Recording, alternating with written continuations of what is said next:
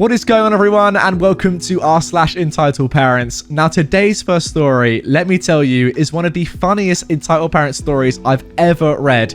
Seriously, you do not want to miss this. In it, a Karen tries to get the coronavirus vaccine. However, as you'll see, it really doesn't go to plan for her, and the ending is just incredible. Let's get straight into it. COVID Karen wants a vaccine. I work in COVID response and currently manage a mass vaccination clinic. We have an online registration system that clearly defines the requirements for eligibility. You must live in this geographic area, you must be older than 65, or you must be a frontline healthcare provider.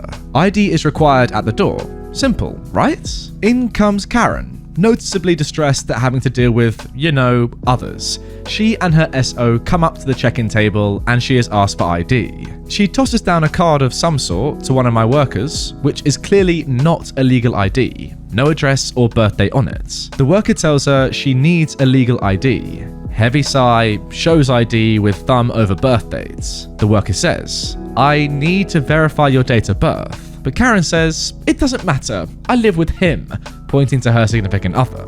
It does matter actually, because today we are only vaccinating those over 65 regardless of household. I drove a really long way to get here. I'm here now, just give me the shot. I have an appointment. I cannot check you in if you are under 65. Well, it doesn't matter, because I'm a healthcare provider. Now she's kicked to me. I pull up her online registration where she clearly lied. Her date of birth is wrong, do you live in is wrong, are you over 65 is wrong, and it says nothing about her being a healthcare provider.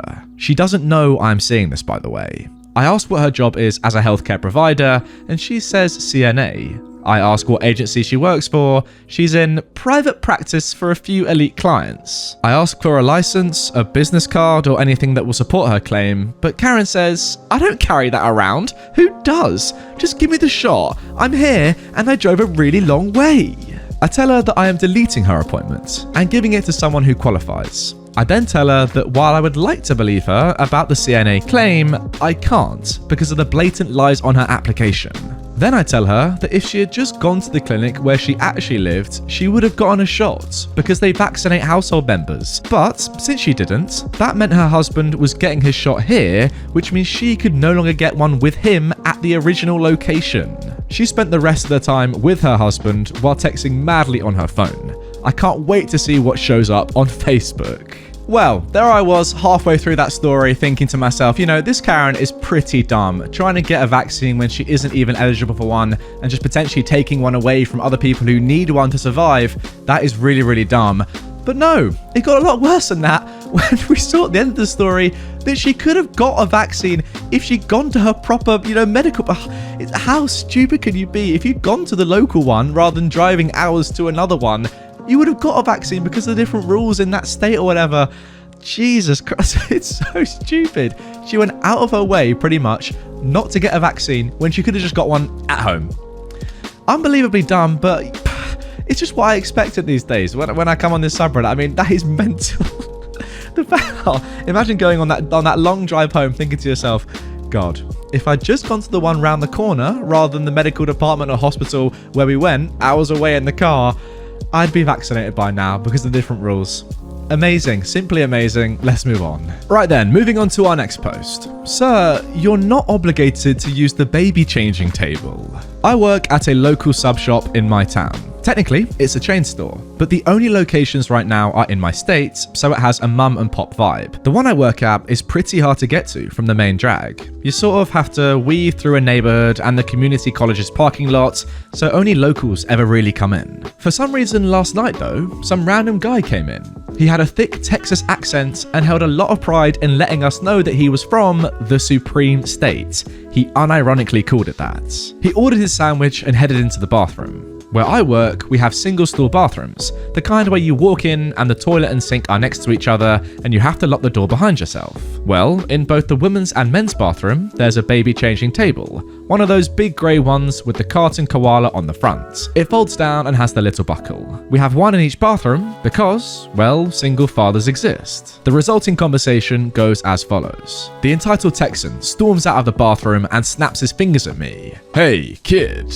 "Yes, sir?" Why is there one of them women's things in the men's bathroom? Apologies for my Texas accent, by the way. I'm trying my best. I had absolutely no clue what he was talking about at that point. Pardon me? One of them girly tables for the babies. You have one in the man bathroom.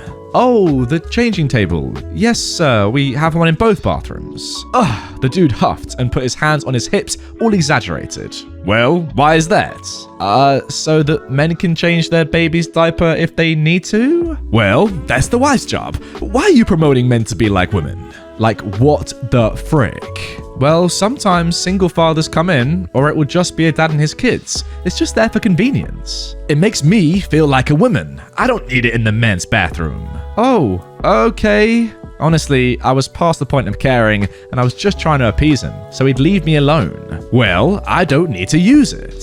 Sir, you're not obligated to use the baby changing table. He just stared at me with his mouth hanging open before shaking his head, sighing, and saying to himself, I can't believe these dang kids.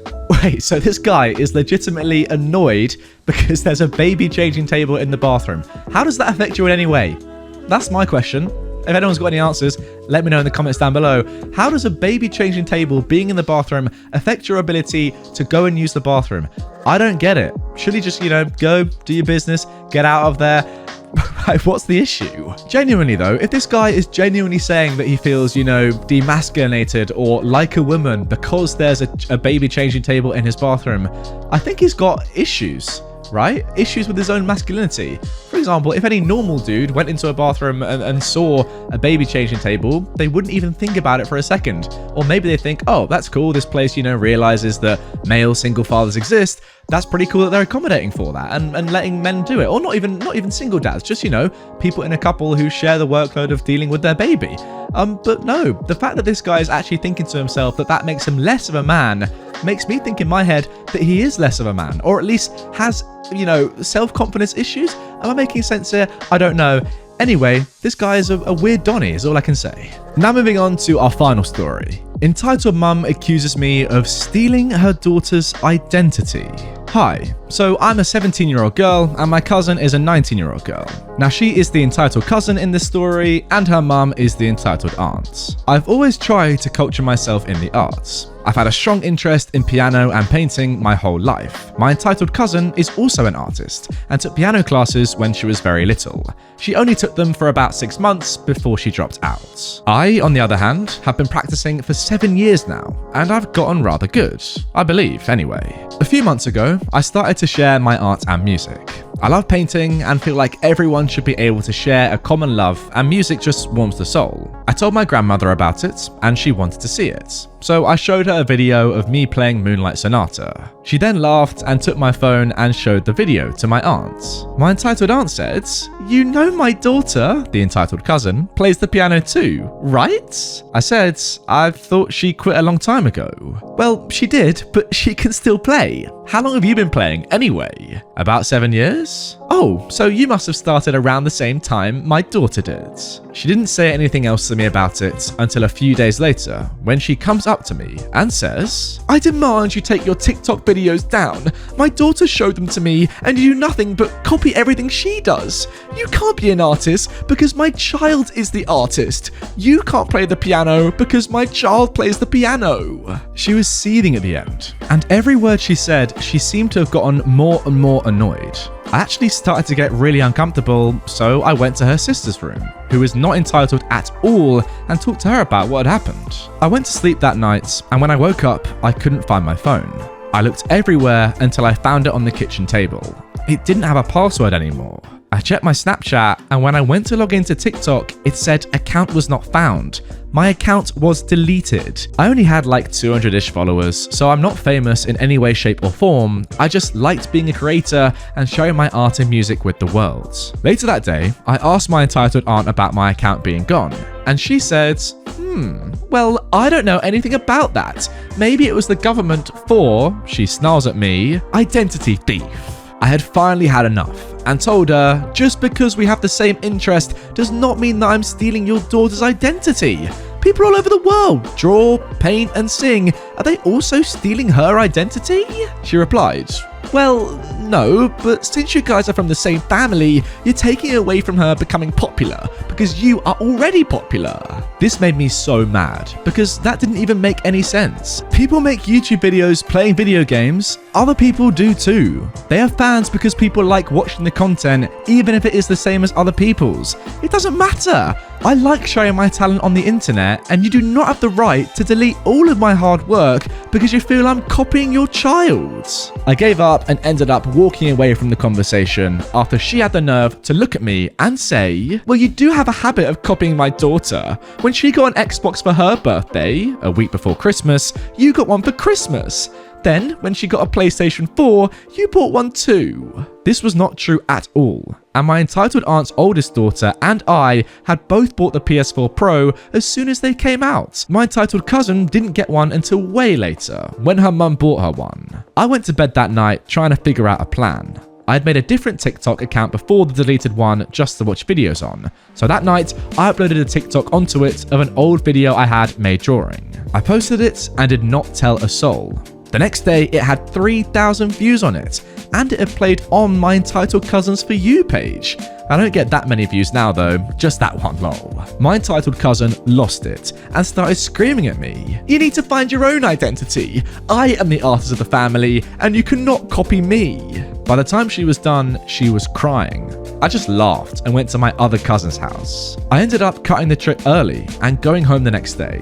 I think the funniest part about this whole thing is this cousin is on my dad's side. My cousins on my dad's side, 2 of them, work for Disney as animators. Oh, by the way, my cousin does realism and my art style is very different. Oh, and those who wanted to know how she deleted my account, I logged in on my grandma's computer to show her FML. Oh my god, that is such a ludicrous argument. I mean, translate that into the YouTube world. Oh, I'm now copying every other YouTuber because I decided to make a YouTube channel. It just makes no sense at all, does it? I mean, people do things all the time that are exactly the same as other people. It's just different because they are different people. I don't understand the argument. I mean, there are other channels that read Reddit posts. There are other channels that revolve around Reddit. Doesn't mean that I'm necessarily copying them or shouldn't be doing it because they do it. I don't know. I mean, if anyone wants to start a Reddit channel, I'd say, yeah, sure, go ahead. You're not copying me. Just because I do it doesn't mean I own the whole space. Just ridiculous. I mean, with drawing and music and stuff like that, that is so opposite of niche. Everyone does that. There are thousands, tens of thousands of people that make a living from making music or doing art, that sort of stuff. I mean, 100,000, millions of people. Yeah, crazy argument. I don't get that one at all. By the way, if you guys want to go and check out OP's TikTok, it is PS_draws. I'll link it in the description down below. Go and let OP know that, you know, you came from this video and show them some love because clearly they've gone through a lot of, you know, trials and tribulations to even get their TikTok account back up and running. And yeah, give them some follows and yeah, just be nice. Go and check out the artwork. It's good stuff. Anyway, guys, that is going to do it for this Entitled Parents video. I really hope you have enjoyed it. If you want to watch more from me right away, then check out this playlist of all my Entitled Parents content. If you are new to my channel, please consider hitting this subscribe button and turn notifications on so you never miss one of my videos. I post them here daily, so hit the button, turn notifications on, and you'll get notified when I post tomorrow with a brand new video. See you all there.